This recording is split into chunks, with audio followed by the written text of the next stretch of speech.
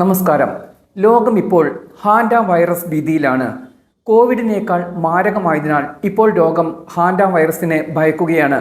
Hanta വൈറസിന് മാത്രമായുള്ള ചികിത്സാരീതി ലഭ്യമല്ല എന്നതാണ് ഈ രോഗം ഉയർത്തുന്ന ഏറ്റവും വലിയ വെല്ലുവിളി. ഇത് മഹാമാരിയോ ആകുമോ എന്ന സംശയവും ഇപ്പോൾ ഉയർന്നു വന്നിട്ടുണ്ട്. അർജന്റീനയിൽ നിന്ന് അന്റാർട്ടിക്കയിലേക്ക് വിനോദയാത്രയ്ക്ക് പുറപ്പെട്ട MV ഹോണ്ടിയസ് എന്ന കപ്പലിലാണ് ഹാൻഡ വൈറസ് ബാധ വന്നത്.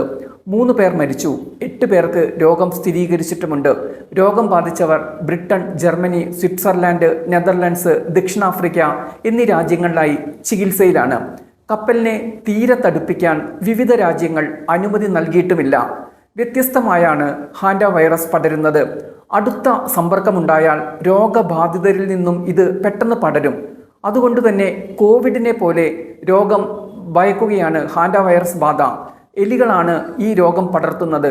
എലികളിൽ നിന്നും മനുഷ്യരിലേക്കാണ് ഇത് പടരുന്നത്. എലികളാണ് ഹാൻഡ വൈറസിനെ പടർത്തുന്നതിന് വലിയ പങ്ക് വഹിക്കുന്നത്. എലികളുടെ മൂത്രം, കാഷ്ടം അല്ലെങ്കിൽ ഉമിനീർ എന്നിവയിൽ നിന്നെല്ലാം രോഗം പടരാൻ സാധ്യതയുണ്ട്. അറിയാതെ ഭക്ഷണത്തിൽ കലർന്നാൽ, അണുബാധയുള്ള എലികളുടെ കടിയേറ്റാൽ എല്ലാം രോഗം പകരാൻ സാധ്യതയുണ്ട്.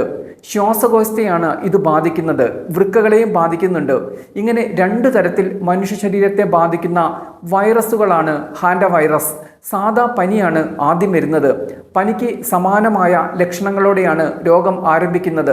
വൈറസ് ശരീരത്തിൽ പ്രവേശിച്ചാൽ 2 മുതൽ 3 ആഴ്ചകൾക്കുള്ളിൽ പനി, ക്ഷീണം, ശരീരവേദന തുടങ്ങിയവ പ്രകടമാകും. ചുമ, ശ്വാസതടസ്സം, രക്തസമ്മർദ്ദം കുറയൽ എന്നിവയും വരും. അടിയന്തര ചികിത്സ ലഭ്യമാക്കിയില്ലെങ്കിൽ ഇത് മരണകാരണവുമാകും. ഹാൻഡ വൈറസിൻ്റെ മരണനിരക്ക് ഏകദേശം 40%. കോവിഡിനെ പോലെ ശ്വാസകോശത്തെയാണ് വൈറസ് ബാധിക്കുന്നത്. ഹാൻഡ വൈറസ് പക്ഷേ കൂടുതൽ മാരകമാണ്. പെട്ടെന്ന് ഇത് മരണത്തിലേക്ക് കൊണ്ടെത്തിക്കുമെന്നാണ് വൈറസിനെ കൂടുതൽ ഭീകരമാക്കുന്നത്. രോഗം ബാധിച്ചാൽ പുറത്തിറങ്ങി നടക്കുകയാണെങ്കിൽ ഇയാൾ സമ്പർക്കം നടത്തിയവർക്കെല്ലാം രോഗം പടരാം. സമ്പർക്ക പട്ടിക തയ്യാറാക്കുകയും സാമൂഹിക അകലം പാലിക്കുകയും ക്വാറന്റൈൻ നിർദ്ദേശിക്കുകയുമൊക്കെ ചെയ്താൽ ഹാൻഡയെ പ്രതിരോധിക്കാൻ കഴിയും.